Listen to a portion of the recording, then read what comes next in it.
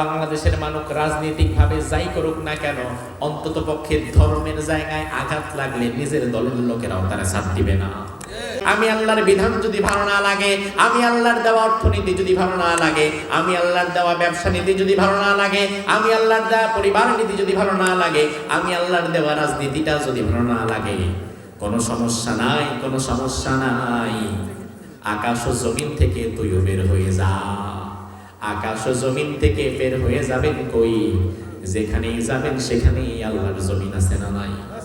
আপনি বলেন জমিন বাদ দিলাম, আমি সমুদ্রে চলে গেলাম, কোনো সমস্যা নাই। সমুদ্রের মধ্যে চলে গেলেন, যেতে পারেন, কিন্তু মাথার উপরে আসমান আছে না নাই? তার মানে আল্লাহর সৃষ্টির সীমা থেকে বের হওয়া সম্ভব না।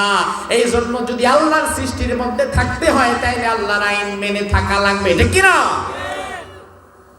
আইফোন কোম্পানি মোবাইল বানিয়েছে। এই আইফোন কোম্পানির এই মোবাইলের মধ্যে ফাংশন যেভাবে চেয়েছে সেভাবে সেট করেছে। স্যামসাং কোম্পানির মালিক যদি চায় আইফোন কোম্পানির ফাংশন ওইভাবে চলবে, হবে না। তার কারণে এই কোম্পানির মালিক তো উনি না, উনি আবার যেটার মালিক ওনার বিধান উনি সেখানে প্রয়োগ করুক। যে কোম্পানি যেটা বানায় ওই কোম্পানি এটা কিভাবে চলবে নির্ধারণটা সে করে দেয়। তাহলে আল্লাহ যেহেতু আমাদের বানিয়েছেন, আকাশ জমিন বানিয়েছেন, কিভাবে আমরা চলবো, কোন পথে গেলে আমাদের কল্যাণ, সেটা দুনিয়ার কোন নেতা খেতা ঠিক করবে নাকি কে ঠিক করবে? এখন ঠিক করে কে? এখন ক্ষমতায় যারা আসে তারা নিজের মতো সংবিধান বানায়, নিজের সুবিধার মতো সংবিধান বানায়। অথচ আল্লাহ বললেন আমার কোরআনকে সংবিধান বানাও, আমার মতে চলো। আপনার নেতা বড়ই চালাক, আপনার নেতা মাহফিলে আসতে রাজি, আপনার নেতা মাহফিলে এসে কোরআনের পক্ষেই কথা বলবে। বাংলাদেশে এমন কোন বুকের পাটা নাই, এমন কোন নেতার যেই নেতা যে দলেরই হোক না কেন সরাসরি কোরআনের বিরুদ্ধে কথা বলে আবার রাজনীতি করবে। কারণ বাংলাদেশের মানুষ রাজনৈতিকভাবে যাই করুক না কেন, অন্তত পক্ষে ধর্মের জায়গায় আঘাত লাগলে নিজের দলের লোকেরাও তারা সাথ দিবে না। এই জন্য আপনার নেতা বড় চালাক, সে পাবলিক সেন্টিমেন্ট বুঝে। মাহফিলে এসে ধর্মের পক্ষে কোরআনের পক্ষে কথা বলবে, মসজিদে গিয়ে কোরআনের পক্ষে ইসলামের পক্ষে কথা বলবে। নেতারে যদি আপনি বলেন নেতা কোরআন দিয়ে নামাজ আমরা পড়াবো, নেতা বলবে কোনো সমস্যা নাই, তার আগে কোরআন দিয়ে পড়াবা। নেতারা যদি আপনি বলেন আমরা তাফসীর মাহফিল করব, কোরআন দিয়ে ওয়াজ হবে, নেতা বলবে কোনো সমস্যা নাই, কোরআনের ওয়াজ তো ভালো। এবার আপনি যদি বলেন নেতা আপনি তো তাইলে কোরআনের পক্ষে, নেতা বলবে অবশ্যই পক্ষে, আমার বাপেও পক্ষে। এবার আপনি যদি বলেন নেতা তাইলে আপনি এমপি হয়ে গেছেন, সংসদের মধ্যে আপনি দাঁড়ায় বলেন আমরা কোরআনের বিধান প্রতিষ্ঠা করতে চাই, কোরআনটারে সংবিধান বানাতে চাই, অন্য কোনো মানুষের লেখা সংবিধান আমরা চাই না। আপনার নেতা ওই সময় আর কথা বলবে না। তার কারণ আপনার নেতা ভালো করেই জানে মাহফিলের মধ্যে কোরআনের পক্ষে কথা বললে সমস্যা নাই, মসজিদের মধ্যে কোরআন তেলাওয়াত করতে দিলে সমস্যা নাই, মাদ্রাসার মধ্যে কোরআন তেলাওয়াত হোক এটা দিলে সমস্যা নাই। তবে আমি যদি সংসদে যাওয়ার পরে বলি কোরআনের সংবিধান কায়েম করা লাগবে, কোরআন দিয়ে আইন ও কানুন প্রয়োগ করা লাগবে, তাহলে 2 দিন পরে আমার চাঁদাবাজি আর ধান্দাবাজি তো থাকবে না। এই জন্য তোমার নেতা কোরআনের পক্ষে থাকে ততক্ষণ, তার সুবিধা থাকে যতক্ষণ, অসুবিধায় পড়ে যখন কোরআনের পক্ষে থাকে না আর তখন। আমার ভাইরা এই জন্য আল্লাহর আইন, আল্লাহ তাআলা আইন দিবেন, সেখানে যদি অন্য কোনো মানুষ নিজের কলম ধরে আইন বানায় এটাও শিরক, এটাও ঈমান ভাঙার 3টা কারণ। 1 নাম্বার কুফর, 2 নাম্বার শিরক, 3 নাম্বার ঈমান ভাঙার কারণ হচ্ছে নিফাক। নিফাক একটা ভাইরাসের নাম, আর এই ভাইরাসে আক্রান্ত রোগীর নাম হচ্ছে মুনাফিক। রোগের নাম নিফাক, আক্রান্ত রোগীর নাম মুনাফিক। এখন আমাদের সমাজে নিফাক রোগে আক্রান্ত মুনাফিক মুসলমান একজনও নাই। আল্লাহ কোরআনের মধ্যে বললেন ওয়া মিনান নাসি মান ইয়াকুলু আমান্না বিল্লাহ, সমাজের মধ্যে কিছু মানুষ থাকবে যারা নামাজ পড়বে, রোজা রাখবে, হজ করবে, যাকাত দিবে, যারা বলবে আমরা আল্লাহর প্রতি ঈমান আনছি, ওয়া বিল ইয়াউমিল আখির, আমরা আখিরাতের প্রতি ঈমান এনেছি। আল্লাহ বলেন ওয়া মা হুম বিমুমিনিন, আমি আল্লাহ ওয়াদা করলাম তারা ঈমানদার না। তার মানে কি? তার মানে হচ্ছে নামাজ পড়বে, রোজা রাখবে, হজ করবে, যাকাত দিবে, মুখে ঈমানের দাবিও করবে, কিন্তু কার্যত ঈমান বিরোধী কাজ করবে। সমাজে এমন কিছু মানুষও আছে না নাই? আমার ভাইরা, মুনাফিক কারে বলে? কোরআনের মধ্যে আল্লাহ বললেন মুনাফিক হচ্ছে এমন চরিত্রের মানুষ যারা দুমুখ নীতি অবলম্বন করে, যাদের মুখের কথার সাথে কাজের কোনো মিল নাই। ওয়া আন্নাহুম ইয়াকুলুনা মা লা ইয়াফালুন, যারা মুখে বলে একটা, কাজে কর্মে আরেকটা। সমাজে এমন মানুষ আছে না নাই?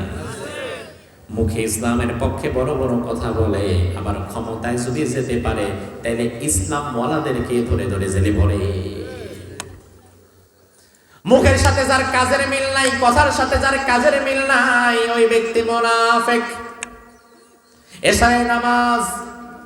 এশারের নামাজের পরে আলাদা 3 রাকাত আমরা একটা নামাজ পড়ি, ওই নামাজের নাম বিতিরের নামাজ। কি নামাজ? জোরে বল। ওই বিতিরের নামাজের শেষ রাকাতে আমরা একটা দোয়া পড়ি, ওই দোয়ার নাম হচ্ছে দোয়ায়ে মাসুরানি কুনুত। দোয়ায়ে কুনুত। ওই দোয়ার মধ্যে আমরা বলি আল্লাহ, আল্লাহুম্মা ইন্না নাস্তাইনুকা ওয়া নাস্তাগফিরুকা ওয়া নু'মিনু বিকা ওয়া নাতাওয়াক্কালু আলাইকা ওয়া নুসনি আলাইকাল খাইর ওয়া নাশকুরুকা ওয়া লা নাকফুরুকা ওয়া নাখলাউ ওয়া নাতরুকু মাই ইয়াফজুরুক। ও ভাই, ভালো করে বুঝেন, এই যে পুরা দোয়া কোনটা পড়লেন, আপনারে কি কেউ জোর কইরা পড়াইছে? কথা কয় না? আল্লাহ কি আপনারে বাইন্দা পড়াইছে? ফেরেশতা দিয়ে পিড়ায় পড়াইছে? দোয়ায়ে কুনুত মানে সাক্ষ্য দেওয়া, ওয়াদা করা, অঙ্গীকার করা। আল্লাহ আপনারে জোর করে নাই, ফেরেশতাও আপনারে ঘাড়ের মধ্যে চিপা দেয় নাই যে পড় এটা, বরং আপনি নিজের থেকে আপনার রবের সাথে ওয়াদা করতেছেন। আপনি আল্লাহরে বলতেছেন, আল্লাহ তুমি ছাড়া আমার কোনো মাবুদ নাই, তুমি ছাড়া কারো কাছে আমি মুখাপেক্ষী না, তুমি ছাড়া কারো কাছে আমি সাহায্য চাই না।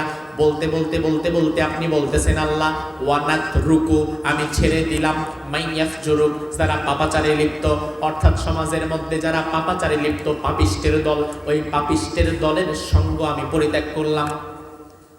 এই ওয়াদা করে আপনি নামাজ শেষ করলেন। নামাজ শেষ করে আপনি মসজিদ থেকে বের হচ্ছেন, হঠাৎ করে সামনের দিক দিয়ে দেখলেন একটা বড় মিছিল যাচ্ছে। ওই মিছিলের আগা গোড়া সব আপনার পরিচিত মানুষ। আপনারা ডাক দিছে, এই সালাম ভাই, এই আসেন আসেন, তাড়াতাড়ি আসেন, দাঁড়ান, ব্যানারটা ধরেন। আপনিও দৌড়ায় ধরলেন। ভাই আমার, ওই মিছিলের মধ্যে আপনার পেছনে যে আছে ওই লোকটা নামাজি না। আপনার ডানে যে আছে সে মদখোর, বামে যে আছে সে সুদখোর, সামনের ডাক গাঞ্জাখোর। আছে না নাই? ওই মিছিলের মধ্যে একজন নামাজি নাই, মুত্তাকি নাই। ওই মিছিলের মধ্যে আছে চান্দাবাজ, ধান্দাবাজ, জুয়াখোর, মদখোর, গাঞ্জাখোর, বখাটে। আপনি সবার চেহারা ভালো করে চিনেন, তবু এই মিছিলের মধ্যে যোগ দিলেন। এই কারণে আপনি চিন্তা করলেন আমার দলের মিছিল না দাঁড়াইলে কেমন দেখা যায়।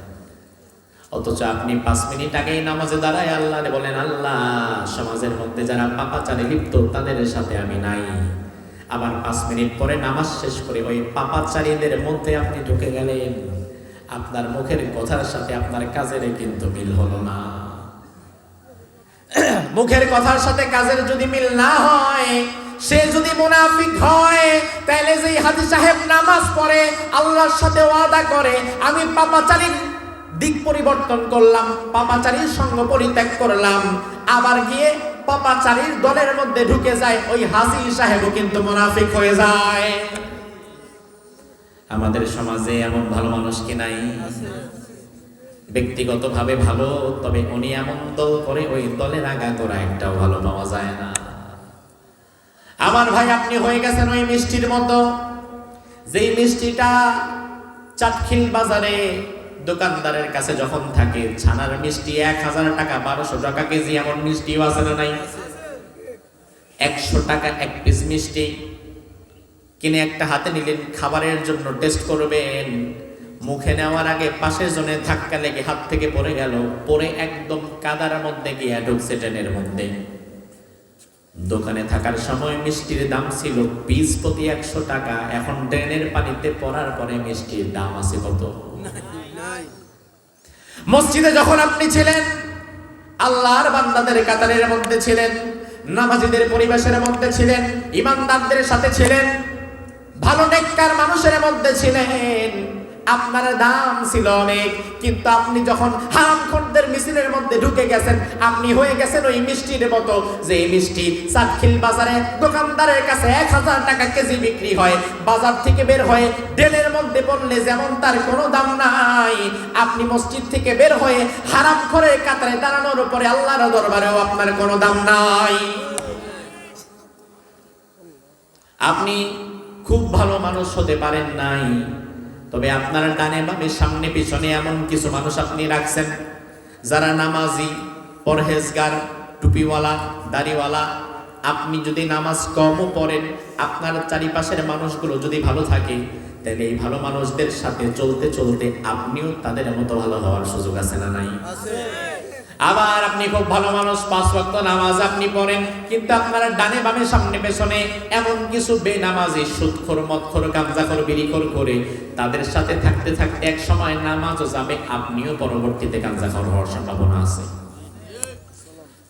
আমার ভাই, তার কারণ ভালো মানুষের সঙ্গে থাকলে ভালো হওয়া যায়, খারাপ মানুষের সঙ্গে ঘুরলে খারাপ হওয়া যায়, খারাপ হওয়াই লাগে।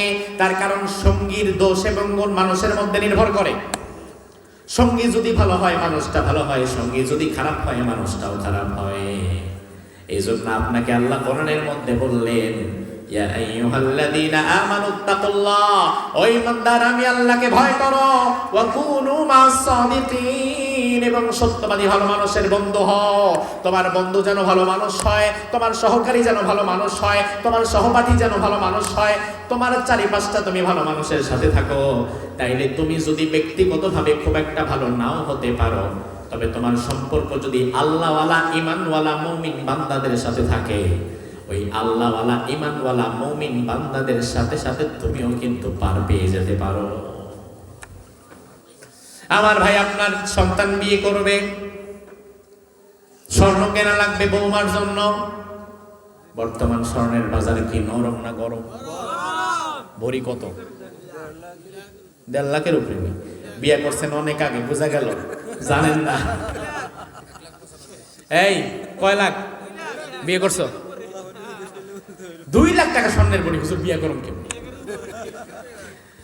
2 লাখের উপরে। আর স্বর্ণের দাম যখনই বাড়ে, ঘরের বেডি খালি। কইছিলাম না আগেই কদর কিনে রাখতা। আমরাও বুঝতে, আরে রাগ করো না, কিনবো, দাম সামনে আরো কমবো, কমলে পরে কিনবো, কিন্তু দাম তো আর কমবো না, আমরাও জানি। 2 লাখ টাকার উপরে স্বর্ণের ভরি। চাটখিল বাজারে গেলেন স্বর্ণ কিনবেন, 1 ভরি স্বর্ণ কিনলেন 2 লাখ টাকা দিয়ে। স্বর্ণটা আপনার কাছে যখন বিক্রি করা হবে, স্বর্ণটা কিন্তু ধুয়ে মুছে বিক্রি করা হয় না, ডিসপ্লে থেকে বের করে ওজন দেয় নিক্তিতে, নিক্তিতে ওজন দিয়ে আপনারে সুন্দর করে দিয়ে দেবে। আমার ভাইবার লক্ষ্য করেন, ওই স্বর্ণের গায়ে জলীয় বাষ্প আছে, ওই স্বর্ণের গায়ে ক্ষুদ্রাতি ক্ষুদ্র কিছু ধুলোবালু আছে, যেই ধুলাবালিগুলো খালি চোখ দিয়ে দেখা যায় না। তবে আপনি যদি মাইক্রোস্কোপটা স্বর্ণের গয়নার মধ্যে ধরেন, তাহলে অসংখ্য ধুলাবালু ওই গয়নার মধ্যে আপনি দেখতে পাবেন। তাহলে ধুলাবালি সহ স্বর্ণটা আপনার কাছে বিক্রি করে দেওয়া হলো 2 লাখ টাকায়। স্বর্ণের দাম 2 লাখ টাকা। ধুলাবালি যখন স্বর্ণের সাথে মিলে গেছে, ওই ধুলাবালির দামও হয়ে গেছে 2 লাখ টাকা। ওই ধুলাবালিগুলো যদি স্বর্ণ থেকে আলাদা মুছে ফেলে দেন, ওই ধুলাবালিগুলোর কোনো দাম আপনার কাছে আর থাকে না। কিন্তু স্বর্ণের সাথে লেগে থাকার কারণে 2 লাখ টাকা ভরিতে স্বর্ণ বিক্রি হলে 2 লাখ টাকার দামে ওই ধুলাবালিটাও বিক্রি হয়। আপনি যদি ব্যক্তিগতভাবে খুব ভালো হতে নাও পারেন, আপনার সম্পর্ক যদি ঈমানওয়ালা, আল্লাহওয়ালা, মুত্তাকি, পরহেজগার বান্দাদের সাথে থাকে, তাহলে আল্লাহর দরবারে কিয়ামতের ময়দানে আপনার সঙ্গীদের কারণে আপনিও নাজাত পেয়ে যেতে পারেন। আর উল্টা দিকে আপনি নিজে ব্যক্তিগতভাবে ভালো হলেও হতে পারেন, তবে আপনার আশেপাশে সবাই যদি খারাপ মানুষ থাকে, ওই খারাপ মানুষদের পাল্লায় পড়ে জীবনে ঈমানটা নষ্ট হওয়ার সম্ভাবনা আপনারও আছে না নাই? এজন্য আমার ভাই, গভীর রাত হয়ে গেছে, ঈমান ভাঙার কারণ নিয়ে আমরা বিস্তারিত কথা বললাম না। তবে ঈমান ভাঙার যে 3টা কারণ বললাম ভালো করে মনে রাখবেন। ঈমান ভাঙার 1 নাম্বার কারণ বলেছিলাম শিরিক। কি? জোরে বল। 2 নাম্বার, সরি, ঈমান ভাঙার 1 নাম্বার কারণ বলেছিলাম কুফর, 1 নাম্বার, 2 নাম্বার, 3 নাম্বার নিফাক। আর নিফাক যে করে সেই মুনাফিক। এই 3টা হচ্ছে ঈমান ভাঙার কারণ।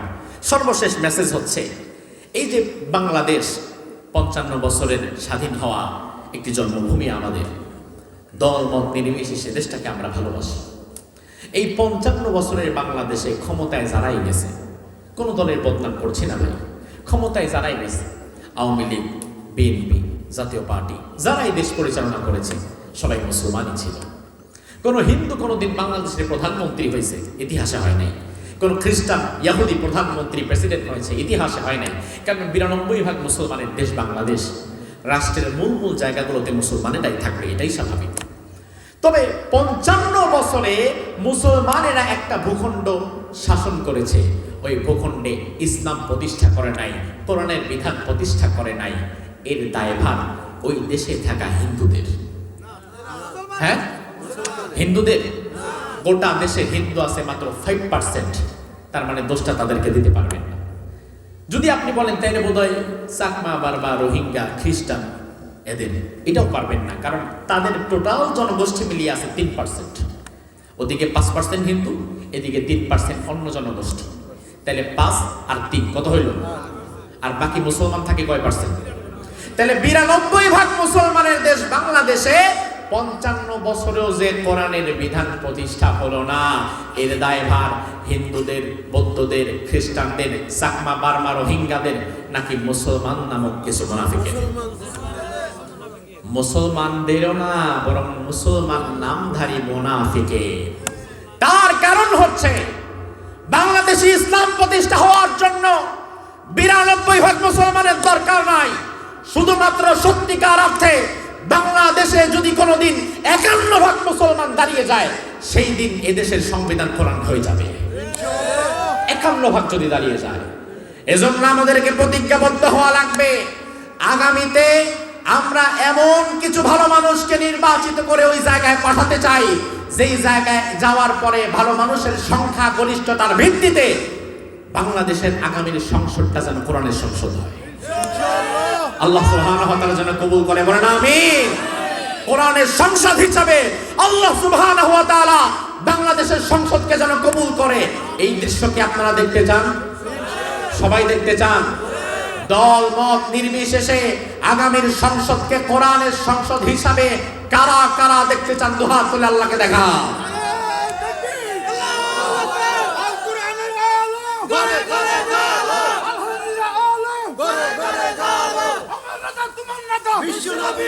আল্লাহ সুবহানাহু ওয়া তাআলা কোরআনের জন্য আমাদেরকে কবুল করুক, আমরা পড়ি আমিন।